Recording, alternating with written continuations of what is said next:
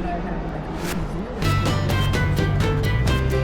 Welcome to Media Path. I'm Fritz Coleman. And I am Louise Palanker. The Media Path podcast has been celebrated around the globe as a cultural mouthpiece. We've become the go-to source for all sorts of entertainment, be it broadcast or cable or streaming or print or podcasting.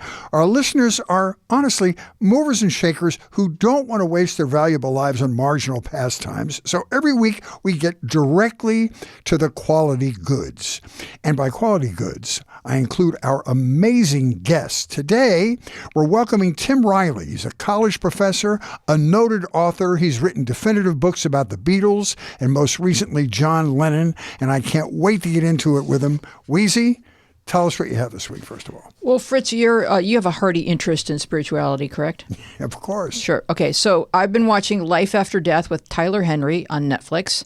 In Life After Death, clairvoyant medium Tyler Henry offers clarity and closure from the beyond while searching through his own family's tragic past. The 9-part series endeavors to solve a family mystery in which Tyler's mom, Teresa, somehow as a baby wound up in the custody of a very dangerous woman who was horrifyingly cruel and ultimately wound up in prison for committing a double homicide. Teresa learned only a few years ago that this woman is not her biological mother, and with Tyler's help, they journeyed to New Orleans to discover more about her birth family and what may have led to her abduction. Along the way, Tyler conducts readings where he receives messages from folks who have passed on, allowing him to deliver healing and hope to loved ones. Tyler, who is just 26 years old, discovered his gift at the age of 10 and has since then learned to channel and interpret the messages he receives. He wrote his first book when his show Hollywood Medium was airing on ETV. It's called Between Two Worlds by Tyler Henry. Here, Tyler chronicles his childhood and discusses how his complex and fascinating gift has changed his perception of the afterlife, and more importantly, how readings can impact our relationships with our closest friends and family who have crossed over. Tyler's newest book is called Here and Hereafter by Tyler Henry. This is described as an ultimate self-help guide detailing the insights which the departed have communicated about how we can live our best, most meaningful lives. It's too scary for me. I can't engage. All right. Well, Tyler will talk to you about it after you cross over. Okay. Well, I'm going to talk about Bad Vegan. This is a Netflix limited series called Bad Vegan: Fame, Fraud, and Fugitives. It's 4 episodes. This is another one of these fantastic looks at how easily seemingly smart, rich people who get bamboozled by other manipulative people come together. I love that theme in Inventing Anna, where this woman hijacked millions from New York wealthy. I love the theme in The Dropout, where Elizabeth Holmes became a billionaire by getting rich people to invest in a Silicon Valley startup that turned out to be a sham. Here's another one. Bad Vegan. This is the story of Sarma Melngalis, who was a celebrity restaurateur in New York City. She was known as the Vegan Queen. She opened this red-hot vegan dining establishment called Pure Food and Wine. All kinds of celebs were seen there. Owen Wilson, Woody Harrelson. Sarma meets a guy on Twitter. And you know it's downhill from there. His name is Shane Fox. That's his name on Twitter. Fox, in one of the most fascinating mind control trips you'll ever hear about, somehow cons Sarma into draining her restaurant funds and funneling them to Fox. And he somehow talks her into it by convincing her that he's going to make all of her dreams come true, including making her beloved pit bull be immortal. Mm-hmm. The pit bull will never die if she funnels millions of dollars to him. Now, this is a woman who's already proven a certain brilliance in starting a hugely successful restaurant. Not only did this guy separate her from her money, he talked her into marrying him, even though his real name wasn't Shane Fox, it's Anthony Stranges. He talked her into marrying him, and when the authorities got wind of what was happening, he talked her into running away and going on the lam with him. They both ended up doing jail time. Her defense in this whole thing was the Stockholm Syndrome, made famous by Patty Hearst. That is, people develop positive feelings toward their captors over time. That's what she claimed happened to her. What made this show really interesting was that they played many recordings of their private phone conversations, and you get to hear how this guy worked his dark magic. He'd go from soft and seductive to unhinged and screaming, and she bought the whole thing.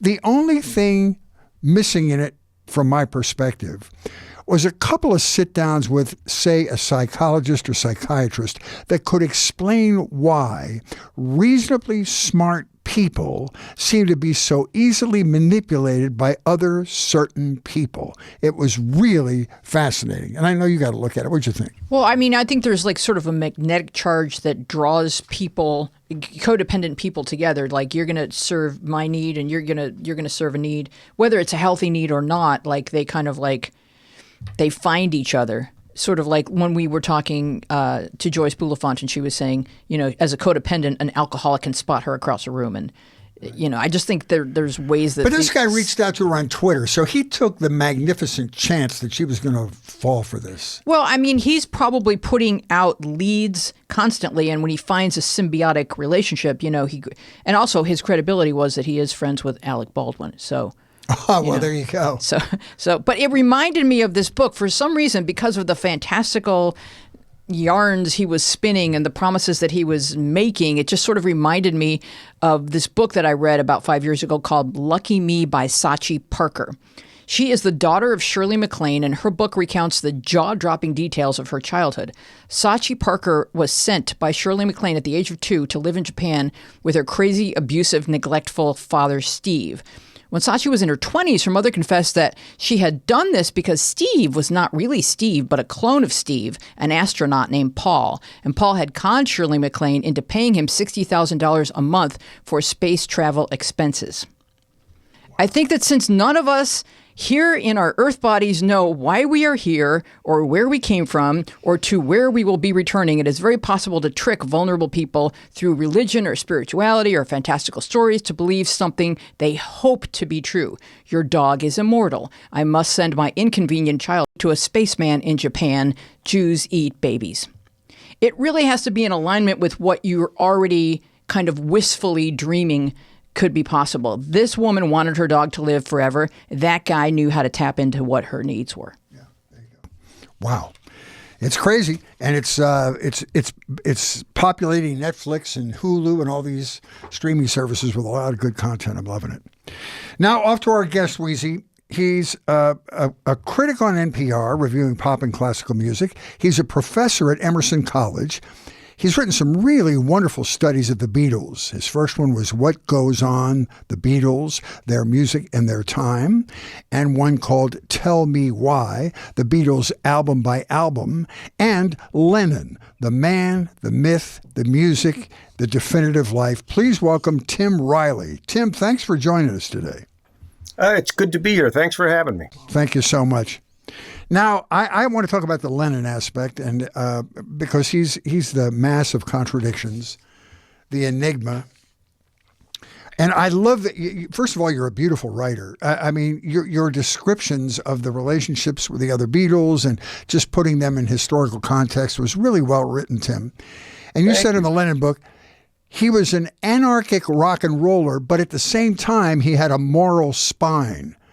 And you also said he was a misogynist against women who became later a house husband. So just put some color on those two aspects of him. Yeah, great.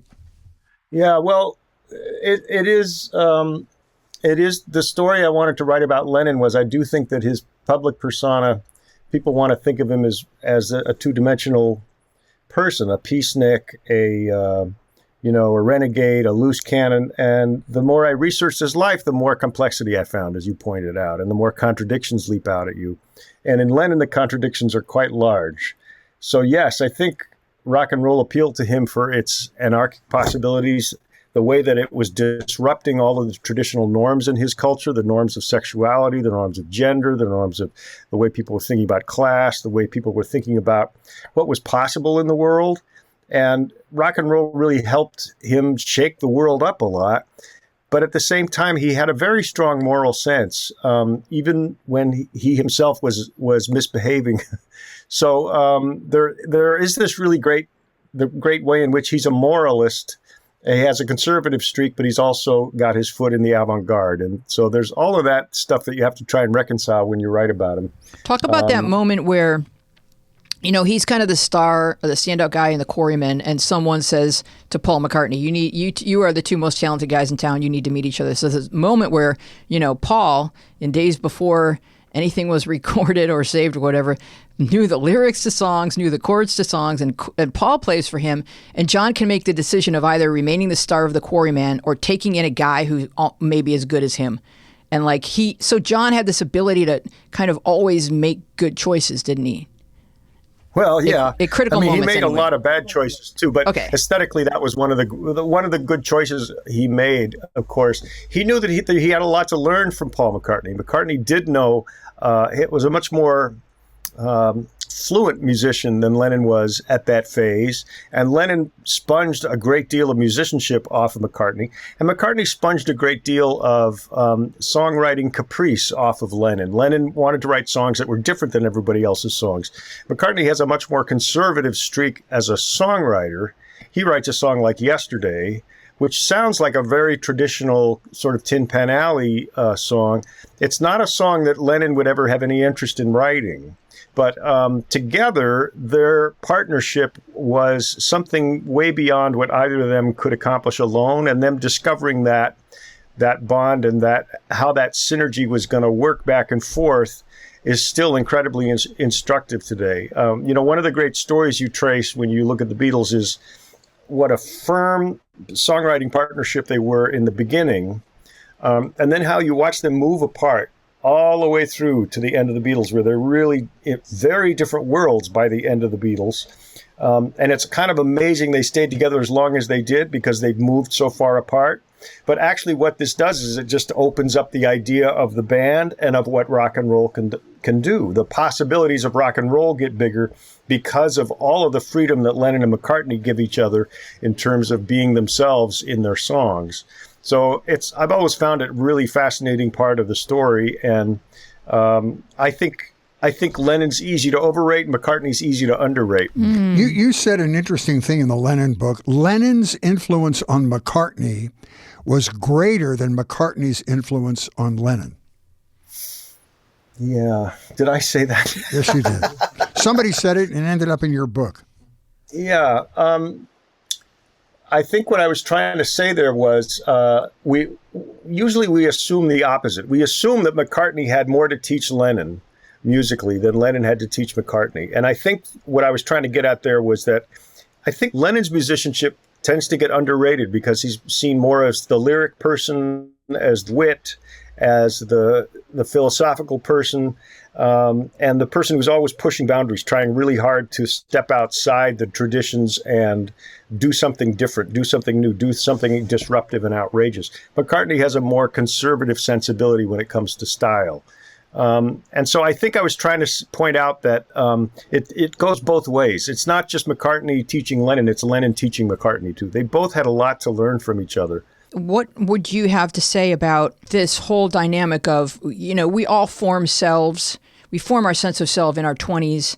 They were forming their sense of selves in a spotlight with the world's eyes upon them. Does it exponentially exaggerate every sort of nuance or, coloring of your view of the world as reflected back against not just the people in your immediate family or friend group, but like the whole world? It's like, it's just it's completely amplified. And then they had, both kind of lost their mothers as kids. They had each other, and then they had that fame, and it was like this kind of pressure cooker. So there was so much that was similar, and then when it was ready to explode and they had formed self within that kind of crock pot, it just had to explode. And I don't know, just like to hear your thoughts on it. Yeah. It's a fascinating thing to consider. What is an intense fame like that? What does that affect on a person's identity formation, right? Because they're busy forming their identities with one another and through rock and roll, as you point out.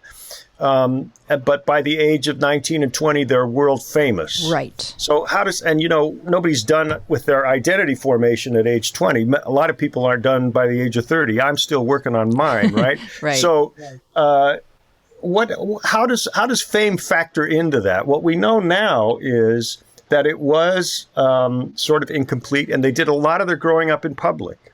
There's still a lot of stuff we don't know. So as a Lennon biographer, what I can tell you is what was really difficult for me was I wish I had another 10 years to keep researching, because I kept finding out new stuff, and there was always more to learn and more to know. And so there's a lot that we still don't know. But what we do know is that they both suffered early childhood trauma with their mothers dying. By the time John meets Paul, Paul's mother's already died, and they are best friends when Lennon's mother suddenly dies. And then Lennon goes through another huge, crushing death with his friend Stuart Sutcliffe a couple of years later. And their bond is thickened by this, right? And then they're world famous. So yes, fame is kind of a toxic force that presses down on them. And their solution, one way of looking at it is that their solution is that they're going to be growing up and doing their identity formation in public. And that's one way in which the Beatles catalog is incredibly gracious and benevolent and helpful to their audience, because it's a giant coming of age story that everybody participates in, right? So rock and roll becomes a way of all of us understanding ourselves through the way we reflect off of and consider ourselves in relation to the personalities that are taking shape in the Beatles albums. All right. Yeah. And that becomes a really important theme in all of rock and roll. And as rock and roll in its second generation is sort of doing that explicitly on a world stage, it becomes really important to the audience. If you're entering what we used to call junior high when the Beatles first appear on Ed Sullivan, and then you're finishing college when they put out their last album, you have literally gone through like adolescence with the Beatles on the radio and everywhere else, and they are busy grappling with all those identity issues that you're going through at that age. And so that's one reason their bond with their audience is incredibly intense, and one reason why it sticks around, because those themes are universal, and every generation is going to be doing that identity formation as they grow up. So I think you're right. I think a lot of it is they're growing up in public. We also know a lot more now about how much Lennon was suffering in his first marriage, ending that marriage, finding Yoko. The relationship with Yoko is much bumpier than they were letting on at the time, and the way we know now that they romanticized that relationship a great deal.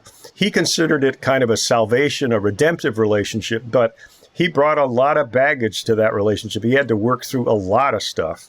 And this larger arc of him starting out as a misogynist and a tough guy and someone who really needed to prove himself with his fists and was very patronizing towards women, and then really later in life having a real revelation and really devoting himself to his child and being a house husband, that arc is very, very emblematic for the arc that a lot of men went through at the same time.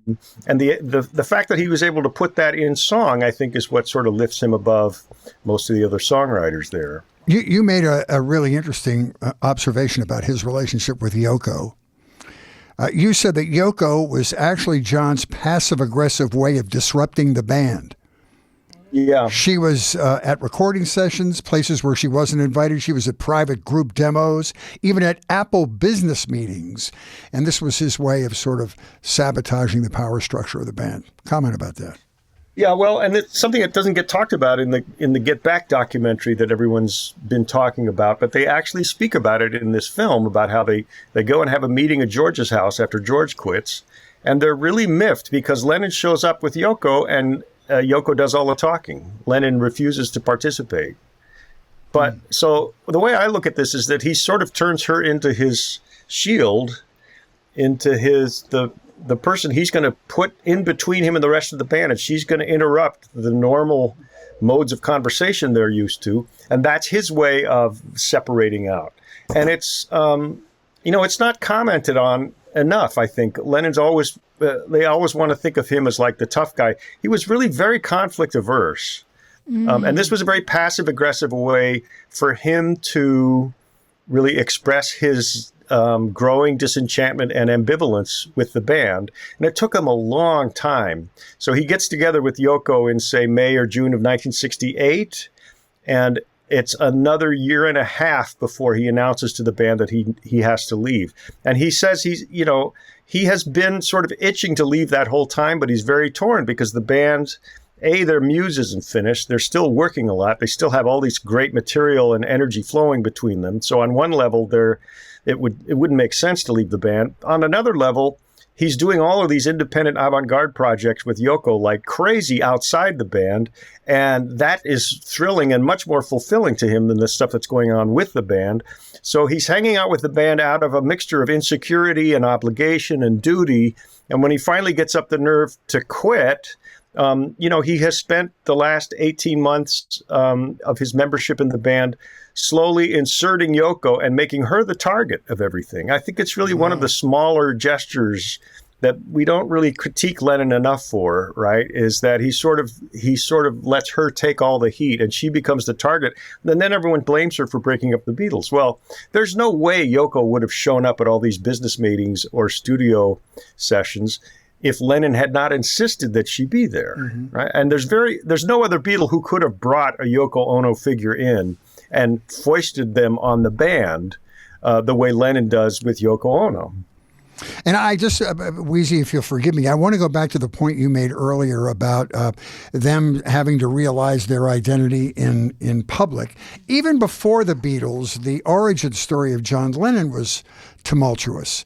I mean, he was born as London was being bombed. His mom gave birth to him as the bombing of London was occurring. There was family turmoil because of what happened with his mother and his aunt and everybody. So his life never knew anything but turmoil, even before the Beatles. Right. And that is part of the identity formation that we hear in the music, even when it's not overt. A lot of it is under the radar, is subtextual, but he's really had a very traumatic childhood and adolescence, and he's been escaping into drugs a lot throughout his 20s. The thing with Yoko is very complicated because in a way she is a deliverance. She does represent his path out of the band and how stuck he is in his lifestyle. And at the same time, he's still John Lennon. You still have to grapple with those beasts no matter what relationships you get in, right? A relationship isn't going to solve the problem. So, but we do have a sense very late in life where we sort of hear him more clear-headed and more happier and settled. He's as settled and as happy as he's ever been when he makes Double Fantasy in 1980. And then some people slam that because it's not hard enough, it's not edgy enough, doesn't have enough bristles. So he can't win on the one hand. It would have, it's so tragic to think of what he could have done. When you live past 40, I mean, I always just feel like I can't believe at 40 is just too young, way too young to die. I mean, he had so much more music in him. It would have been so fun to see how much more music would have poured out of him. Yeah, absolutely. And it's interesting that so much more is expected of the darker Beatle, and maybe that's just kind of how we look at life, that the darker person is more interesting, and therefore, Paul can be the lighter Beatle and do Wings and whatever and beyond. But and it's like maybe it's not as good as what he wrote, but he's not as harshly criticized as John if he's not measuring up to certain people's expectations. But one of the interesting dynamics that you write about is how they each, since they each lost their mother at a vulnerable age and then found each other. After they broke up, the Beatles broke up, and then fascinatingly, John puts his non-musician wife into his stage act, and Paul puts his non-musician wife into his stage act, like they were terrified of being out there alone. And you write about that. So talk to us a little bit about that. I find it so fascinating. So I think there's several layers to that. I think on one layer, they are kind of insecure. They have relied on each other so much on stage that when they enter these new partnerships, they need to bring these new partners on stage with them. Mm-hmm. On another level, I think that what it shows us is that they consider the act of music making a very intimate act. And that if they're going to be intimate with a new person, that is going to mean that the music is going to remain on an intimate level. So there's a way in which they consider these professional partnerships on very intimate terms. Now, obviously, they're at different phases in their life. There's different kinds of intimacy, but I do think that both of them bringing their new partners out on stage with them, I think it reflects more than simple insecurity. I think it does reflect a certain way in which they consider music making to be a very intimate act.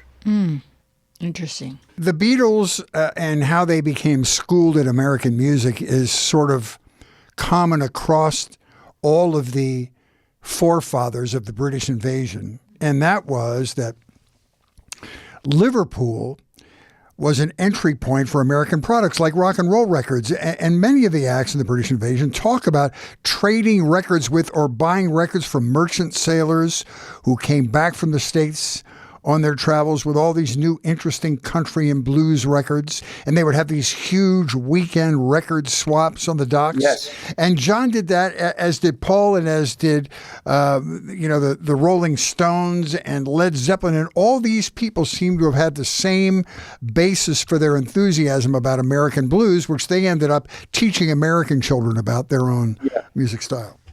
Yeah, so that's a really fascinating part of the story, and the more research I did on that, and the more fascinated I became. So you're right; it's a lot of the merchant sailors on the docks. They're trading records. There's also an army base right outside Liverpool, and so that's where Liverpudlians first get exposed to things like Coca-Cola, and they watch as the young American soldiers come into town to the pubs. All of the British girls are very attracted to the young American soldiers. America has a very sort of glamorous and hyper successful aura about it. What we forget is in the 50s in Britain, it was not really a big economic boom the way it was in America, right? So America, the hamburgers, the cars, all of that stuff is booming. In Britain, they're still rationing butter and meat up through 1957, 58, and they're paying off a war debt, right? So they had a $3 billion war debt. And, Churchill was kind of hoping America would forgive that war debt. And America didn't. America just said, no, you've got to pay off the war debt. And they're also literally rebuilding structures that have been destroyed. They're playing in bomb scars. I mean, they play literally in scarred pieces of the city where bombs have been dropped. So it's a very interesting relationship. And one of the things I wanted to write about in Lennon's book was the British history of rock and roll rings out very differently than the American history of rock and roll. So they select different figures to sort of deify and worship. And so the Beatles version of rock and roll, which we have now become accustomed to because they presented it back to us as sort of, this is the frame we're putting on this music. There was no frame on the music till the Beatles came along, right? Mm-hmm. There was nobody saying, oh, Chuck Berry. So it's Chuck Berry, it's Carl Perkins, it's Buddy Holly. Well, Buddy Holly was very, very big in Britain. He's much bigger in Britain than he was over here. In Britain, they still have Buddy Holly conventions. In Britain, they deify Eddie Cochran a lot more than we do over here. Oh. Andrew Luke Oldham's books on the 60s, he was the manager for the Rolling Stones, and he has a great memoir of the 60s. And he says, Eddie Cochran spilled his blood on British soil for rock and roll. I mean, they consider him like a Christ figure. And we like Eddie Cochran, but we think of him as sort of an Elvis Presley knockoff. They think of him as like one of the real gods. And Eddie Cochran touring with Gene Vincent and dying on British soil is very intensely symbolic for them. Mm. So the Stones all do Cochran numbers. The Beatles do Cochran. Led Zeppelin does Eddie Cochran. The Who does Eddie Cochran. These kinds of differences in the way rock and roll gets translated over there, I found really fascinating. And so I wanted to try and tell the history of rock and roll through John Lennon's ears, because I think that's an uninvestigated piece of the story. And it has a lot to do with how racial tension in American music translates over to Britain, because they don't have the racial tension over there that we had here. And so some of the status tensions between classes in America that play out as racial separation in America get played out as class differences in Britain. Mm. And so what you're hearing when Lennon adapts Chuck Berry, he's singing a lot about class tension. And it's a very interesting kind of filter that the racial tension gets put through. And you might say that in England, they don't understand racial tension the way we do. Also, for Americans, please explain class tension, because we don't really have that here. And it goes back for generations. Right. You're breeding. Well, I like to say it's not like we don't have it here. We pretend we don't have it here. But everybody, I mean, we pretend we're a class-free society, and we pretend that what democracy does is all men are created equal. We know that that's a fiction on a certain level, but we choose to act as though it's not a fiction. In Britain, what it is a hard fact that everybody acknowledges all day, every day, right? So in Britain, you have this very firm line between working class, which they would consider to be people who got high school educations and took sort of what we call vocational jobs or vocational trainings and became plumbers or electricians or something like that. And then they have the professional class, right, which is people who go to university and become dentists and lawyers and doctors, right? And then you have a royal class above all of that, right, which is an untouchable class, right? And this is all the descendant of the aristocracy and the people who work for the aristocracy, right? So this is very pronounced in Britain, and if you grow up like Lennon in a place called Mendips, which is a suburb of Liverpool, and it's actually pretty middle class suburb of Liverpool, but he's the only member of the Beatles who has indoor plumbing. George Harrison, Paul McCartney, Ringo Starr, they all have to go outside to go to the bathroom, what we would call outhouses. But they simply do not have indoor toilets in any of the housing that those kids are brought up in. And you can go visit those houses now and you'll see the toilets are outside. So if you get up to wee in the middle of the night, you're going outside. Well, Lennon actually had a pretty privileged upbringing. His privation was more emotional, right? He gets passed around from family member to family member, and then his mom dies, and his favorite uncle dies, and his best friend dies. So he's actually has this very ironic, what people in Liverpool would call a cushy existence compared to the other three Beatles, but he's in love with working class music, with working class rock and roll. And what he sees is that rock and roll is really thumbing its nose at the whole idea that somebody is better if they make more money, and that working class identity has every right to be treated with the same equality as somebody who makes a lot more money. That is what he hears as rock and roll is pronouncing. And in a way, it is a very curious when it gets reflected back to America, because the Beatles are famously singing, all right, black people music, right? They're covering Chuck Berry. Chuck Berry is definitely singing as a person of color in an oppressed minority in his country, but he's getting now reinterpreted by what John Lennon used to call, we were grammar school boys. So they were what we would call prep school boys who are on their way to university. They're smart enough to get into university, but they are brought up in lower class circumstances. So it gets very complicated very quickly there, but that's sort of what we're talking about. And so very famous moment when John Lennon is at the Royal Variety Show in November of '63. He says, "Those of you in the cheaper seats, clap your hands." He's saying, "Those of you of the working class tribe, join us, clap. We all like to clap and dance and have a good time. Those of you in the more expensive seats, rattle your jewelry." Right? Uh-huh. He's saying to royalty, he's saying, you guys can stoop to our level if you want to have the slightest bit of fun. But what he's really saying is everybody loves rock and roll too much to ignore it anymore, and we've won. And like this idea of class distinction, the music just obliterates it. That's what he loved about rock and roll. But I think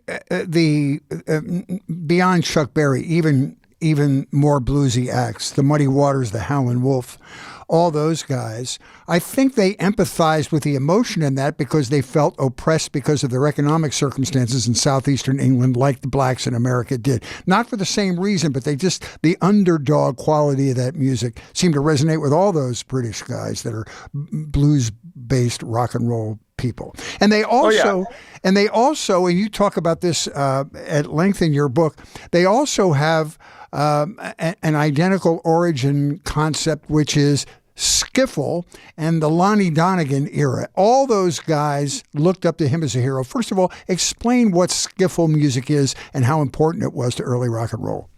Right. Okay. So Skiffle was a very important trend that happened in the mid-'50s in Britain. It didn't happen in America, so Americans have a hard time identifying with it.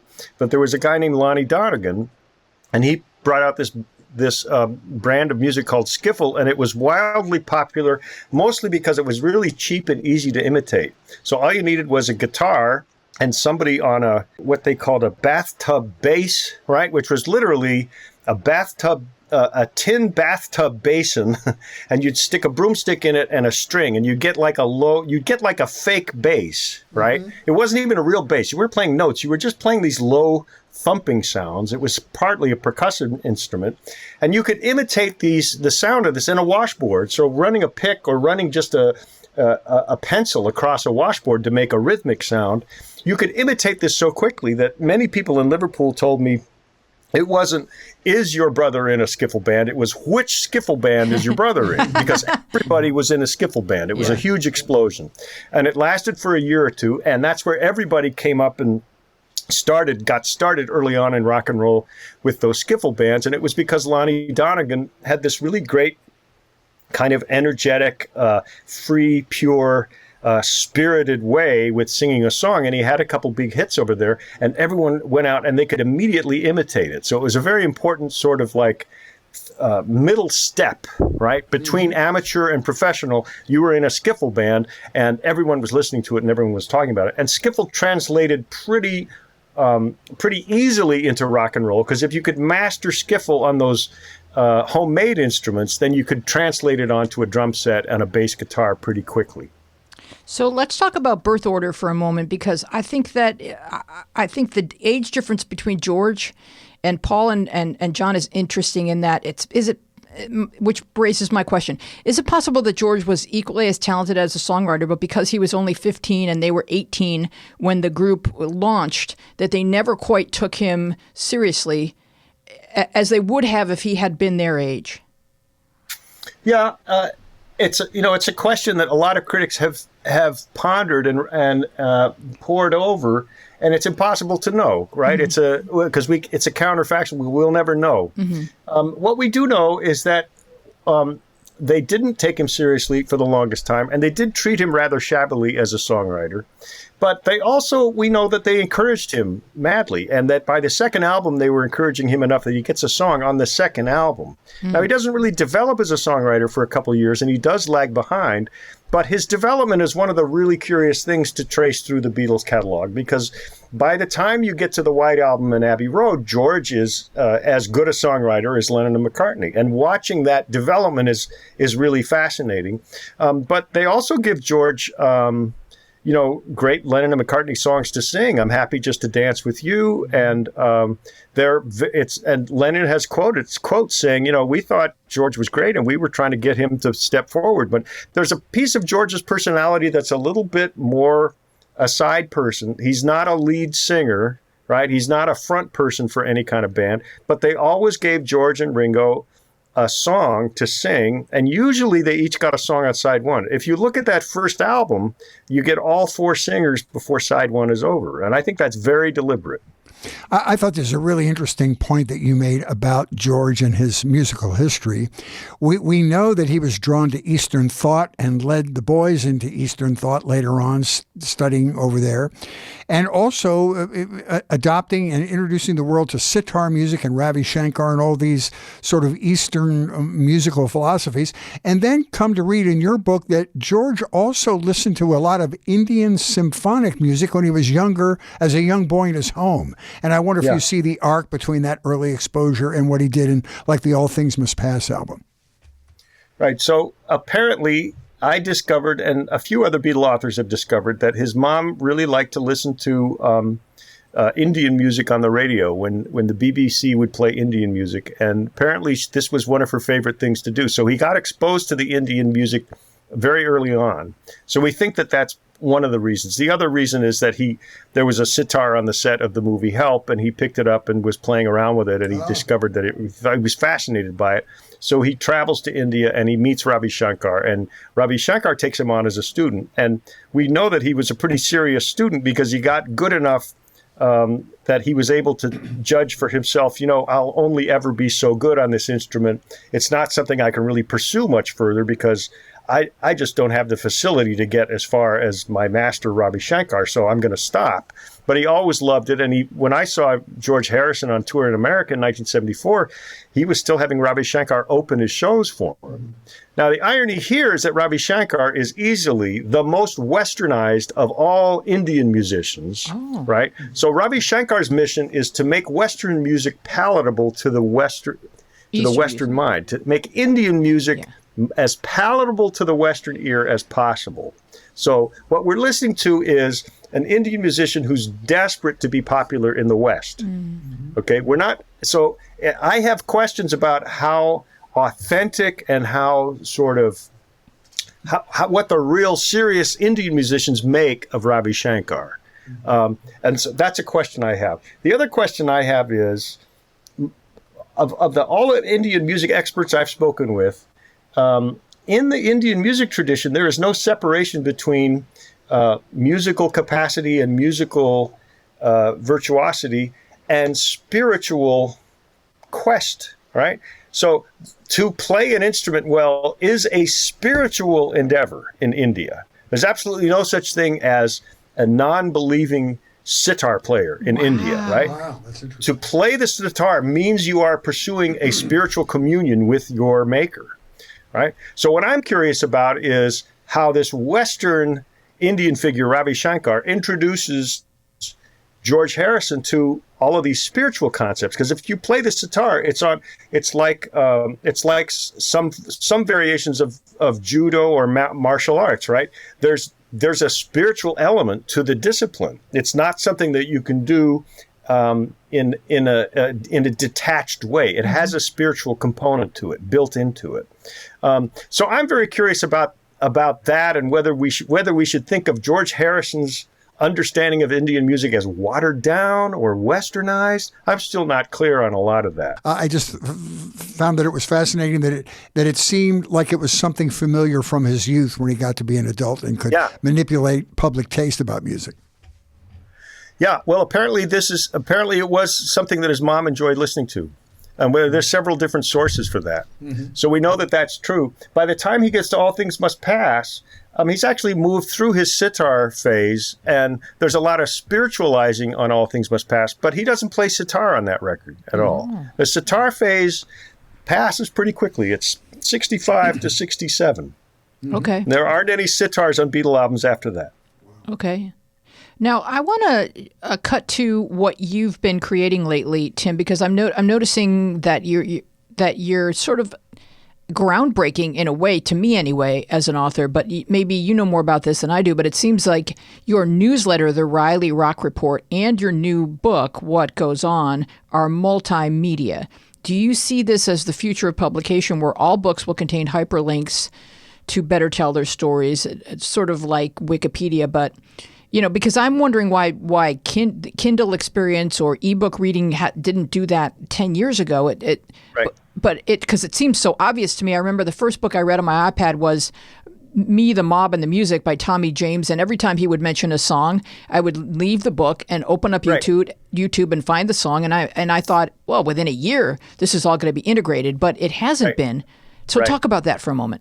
Right. So I have the same experience, and I find myself very frustrated with the state of digital books. And ebooks are just the palest imitation of a print version. And they could be so much richer, and the Kindle is so limited. The Kindle, as far as I can tell, is still black and white mode. So I prefer reading on an Apple iPad, because at least you get color, right? Yeah.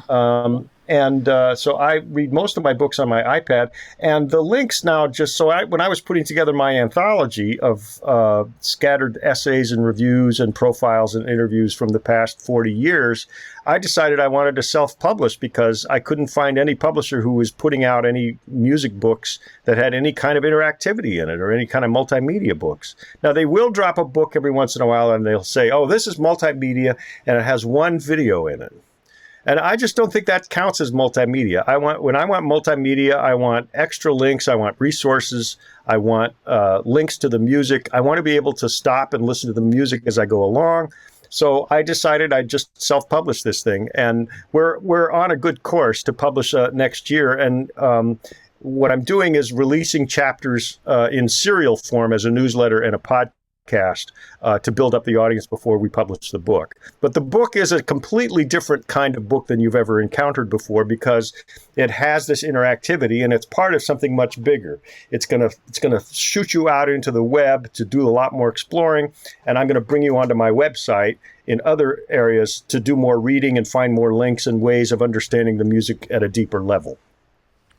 Yeah, I find it astounding that we're not there yet. And it could be a rights issue, and you probably know better than me, but even things as simple as maps, if someone mentions the name of a town, if I'm on my iPad, I'll leave the book and I'll pull up Google Earth and I'll find where it is they're talking about. There's just so much that you can now share with the consumer in a 360 way that is still kind of a do-it-yourself experience. If you have an iPad and you're curious, you can do it.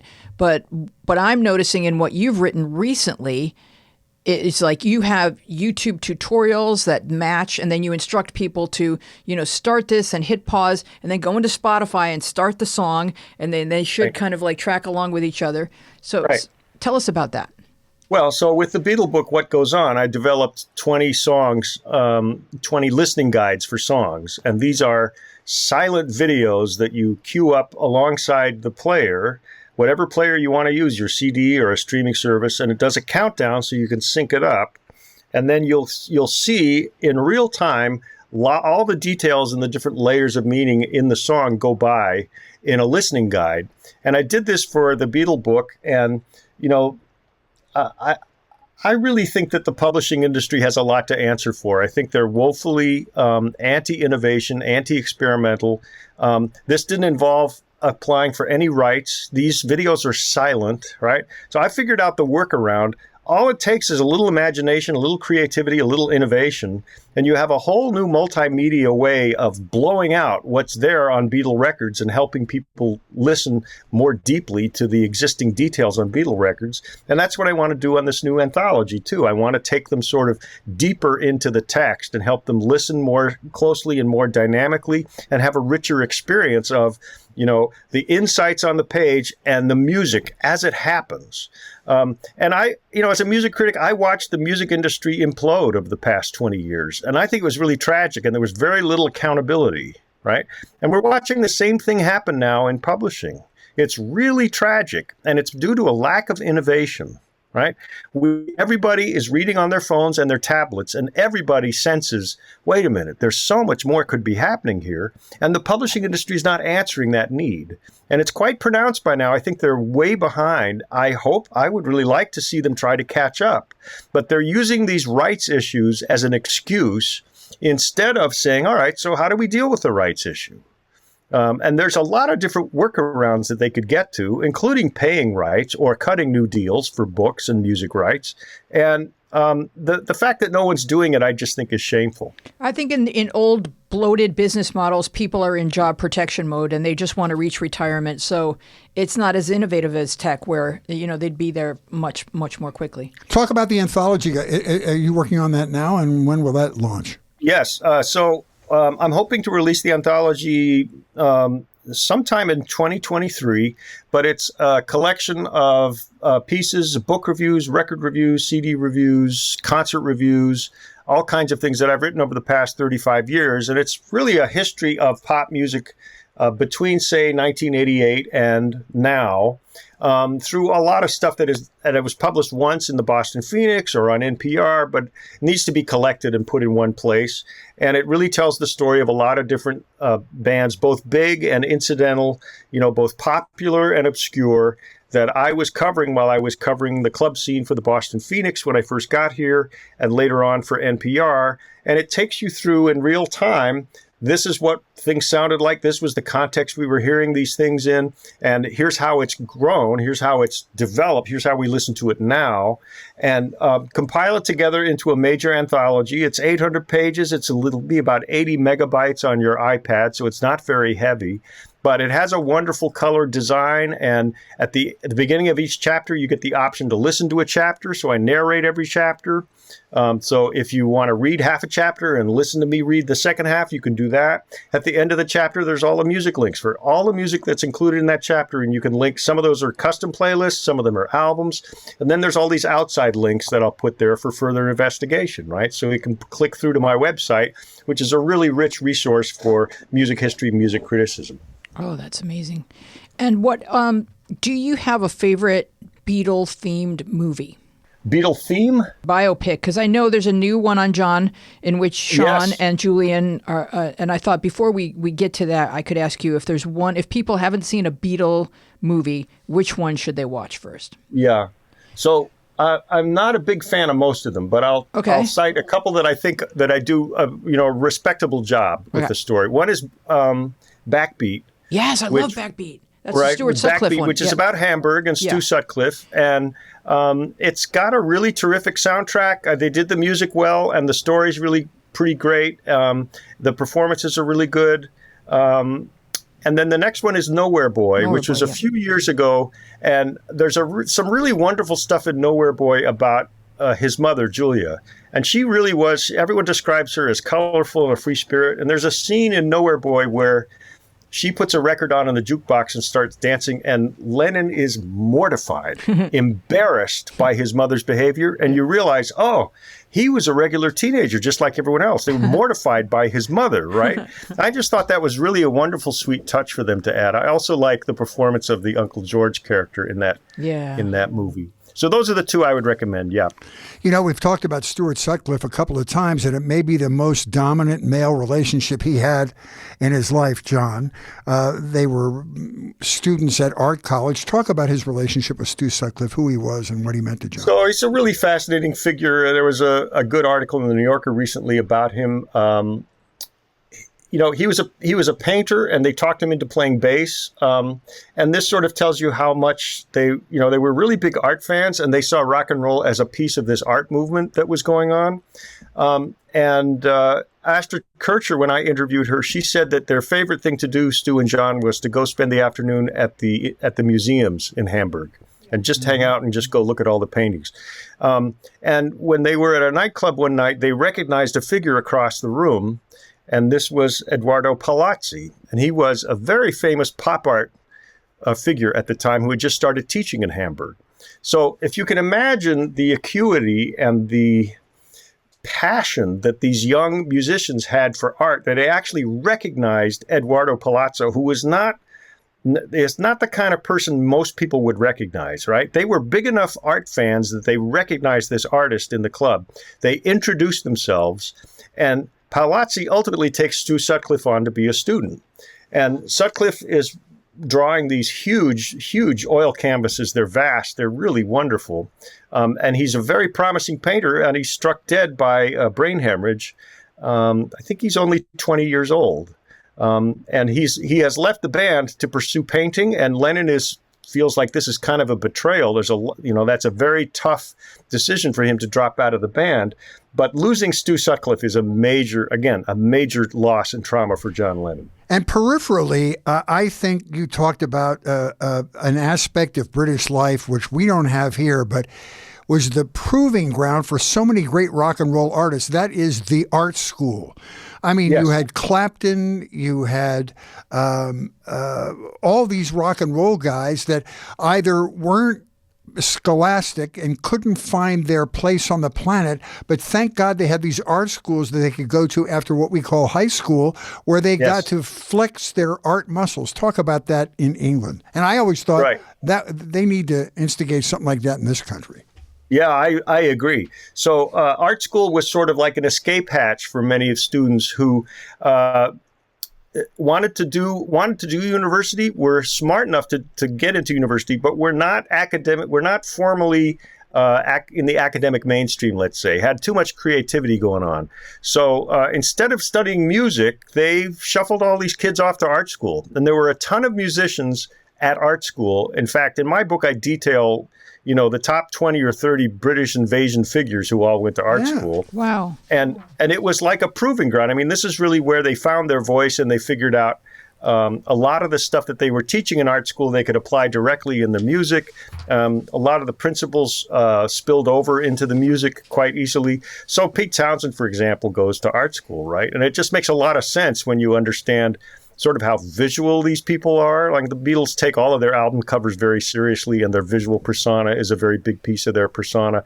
They get that from art school. But from the standpoint of why, you could learn a practical craft, you could learn drafting, you could learn architecture. So from the government's perspective, it was teaching kids a trade They Yes. didn't expect all these musicians to emerge, but there were practical things that you could apply to a life skill. That was the philosophy. That was the framework, right? Was, okay, well, if you got a kid who's artistic, we'll throw him into art school, and then at least he'll be able to or she will be able to make a living, maybe drawing pamphlets for a bus company or doing some government documents or whatever it is, right? That was seen as like, well, that's the practical way we'll funnel some of this creative energy through. Yes. And let's talk for a moment about what's going on in the news, the new John Lennon biopic that's coming up, and then Julian's cover of Imagine for Ukraine. All I know about the new Lennon biopic is that it's by the same guy who did the Elton John movie. Yeah. And I'm curious what his sources are, and whether he's just writing off the top of his head or if he's going to use some source material that's different than what story he has to tell that's different. Who's going to play that biopic? I know Brad Pitt has wanted to play John Lennon for a long time, but this guy's British, so and the Brits probably would not stand for an American playing John Lennon. The Julian Lennon singing Imagine for Ukraine, I haven't heard it yet. I just read that it's happening. Is it out? Yeah. It's all over Twitter. So I haven't heard it yet. I'm dropping the ball there. Well, he, as ever, he sounds a lot like his dad, and this is something he said he would never cover, but he's done it, and he does it beautifully. He could play his dad in a biopic because he looks and sounds exactly like him if he could act. Yeah, they might need two actors like the Brian Wilson film. They might need a young Lennon. Oh, well, that is Love and Mercy is a great movie. Yeah. And that decision to use two different actors there is really imaginative, and it shouldn't work, and it works like gangbusters. Fabulous movie. It really does. All right, let's get to your recommendation, because when we began our conversation, you were telling us about a comedian that you had seen recently on Netflix. Yeah, so I just saw a Netflix special by a comedian who I hadn't heard of before named Catherine Cohen. And the special is called The Twist Is She's Gorgeous. And I was laughing so hard. And she's a great showman. She has great showbiz musical theater instincts. She writes her own songs, but the songs are parodies of musical theater type songs. And she's absolutely hilarious. It's an hour of nonstop hilarity. Yeah, the twist is she's gorgeous. The book I just read that I really loved is called No One Is Talking About This by Patricia Lockwood. Okay. And it is a novel, and it starts out being about the web and about how the web is changing the way we think and process information and conduct our relationships. And then it takes a big left turn halfway through the book, a very unexpected twist into some very dark material. And it is incredible how she pulls off this material in the book. You expect this book to be light, and it is very light, very funny all the way through. But she tells a very difficult story in the second half of the book, and I was very impressed with it. Patricia Lockwood, No One Is Talking About This. All right, let's talk about your product before we go. Yeah. What goes on, the Beatles, their music, and their time? Tell me why the Beatles album by album and the Lennon book, The Man, the Myth, the Music, the Definitive Life. If you are a Beatles fan, we ran into this with one of the Elvis authors, but I can't say this enough. I don't care if you think you know all the minutiae about the life and death of the Beatles. You need to read this because there are some fascinating enterprises in this thing. And I'll tease another one that you ought to read the book about, is John's musical legacy. His grandfather, Jack, toured the United States in a minstrel band, sometimes in blackface, which was so fascinating to me. And then his father was a harmonica player, Alfred, and played in bands too. Yes. It's a fascinating story. The more I learned about it, the richer the whole story got. But yes, he comes by his musicianship, honestly, several generations of musicians in John Lennon's paternal line. Really enjoyed your stuff. Now, Tim, tell us how people can subscribe to your newsletter. Okay, so my website is timrileyauthor.com, and you can find signups there. I'm on MailChimp. It's called the Riley Rock Report, and it's twice a month, and it's free. And it's kind of a multimedia experience. So it includes podcasts and audio clips and all kinds of different content that you'll find. Right. So it's a newsletter posing as a podcast, and it helps you listen smarter. Oh, you've got all your talking points. Yes. That's beautiful. All right. Well, Fritz is going to tell you, our valued listener, how you can review our podcast and do all the things that podcasters love for you to go ahead. Well, I just want to reiterate before I do our plug that you're such a great writer, Tim, and your analysis of the psychology of the group and the individuals is really wonderful and refreshing and different than anything we've ever been exposed to. So congratulations on great work. Can't wait to see Anthology. What's the name of the Anthology book going to be? The Beatles Anthology? The working title is Millennium Pop, Love, Music, and Squalor, a Tim Riley anthology. Love it. That's a great title. All right. Well, we have, when you include this one, I think 92 episodes of the famous Media Path podcast. We would recommend that there is something in there for everybody. We have lots about music. We have lots about books and art and people and fame and unfamous people. And we would love you to sample our podcast, Media Path Podcast. And if you would please listen to an episode or two and then write us a review, because we have very delicate self-esteems and we'd love to be reinforced in our efforts here. Yeah, we may even read your review on our next show. Yeah. And then that way we can create a beautiful infinity loop. We would love for you to join us online on Instagram and Twitter, where we are at MediaPathPod, and on Facebook, where our show page is MediaPath Podcast, and our Facebook group is MediaPath with Fritz and Weezy Podcast Community. You can find full episodes with all kinds of bonus visual content on our YouTube channel, MediaPath Podcast. Please subscribe. We would love to know what media you've been enjoying. You can contact us at our social media or email us at mediapathpodcast@gmail.com. We want to thank our wonderful guest, Tim Riley. Our team includes Dina Friedman, John Maddox, Sharon Bellio, Bill Filipiak, Thomas Hubble, Mason Brown, and you. Our theme music is by me and John Maddox. I am Louise Palanker here with Fritz Coleman and Tim Riley, and we will see you along the media path.